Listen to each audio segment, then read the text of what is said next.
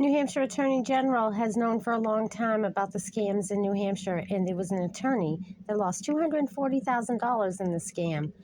Nobody wants to talk about that, but I do.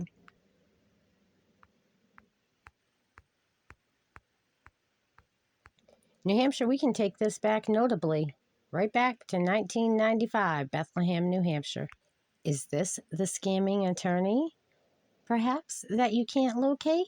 Because he's been reported for 30 years for the scams that he's committed, the crimes he's committed: bigamy, embezzlement, fraud, international fraud, and he lives in Strafford County. Notably, every time he's arrested, he gets a fine of only like $50, and the taxpayers really ought to be concerned about that, because Camden, Maine, why'd this joker only pay $50 fine, yet it took several cops to subdue him that gave him the ticket that created that fine. They had to take him to the mental house. They said he was very combative. That means he was doing drugs. So again, why was it only a $50 fine back then? And he's still out here doing it today? Because he's involved with them. That is a New Hampshire state trooper, former New Hampshire state trooper. He knew all about this back in 1995, 96, and then, seemingly, the same William Eugene Asher went across the border to Lancaster, New Hampshire, not too far from Bethlehem, only about 15 miles, and married another woman under another name. It's been mentioned all week long. Nobody wants to talk about it. Human trafficking. William Eugene Asher is the defendant.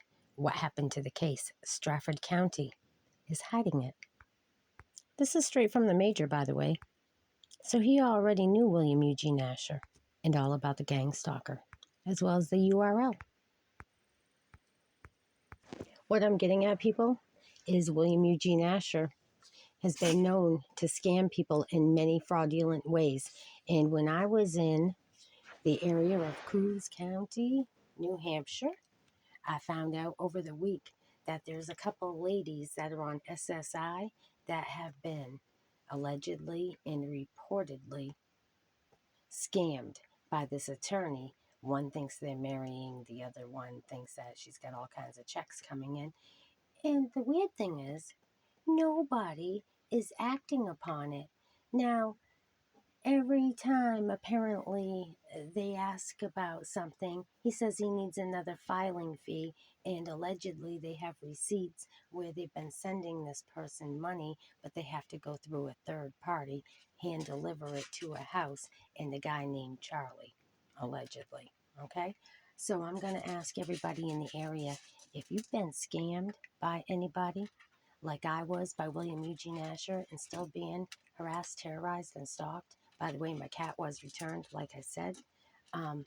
After I made it very clear that I filed a report and I made some phone calls. So again, I'm going to ask you all if you know anything, especially information leading to the death of Officer Howe in Colebrook, New Hampshire. How did Officer Howe die from a four-wheeler accident? Says it was under investigation, should be public information, and it is public information that's being hidden, and there seemingly has been no conclusion. So does it tie into the rest of the perpetrators? From Holland, Vermont, Island Pond, Vermont, across to Colebrook, New Hampshire, and throughout the county of Coos, and more. Think about that.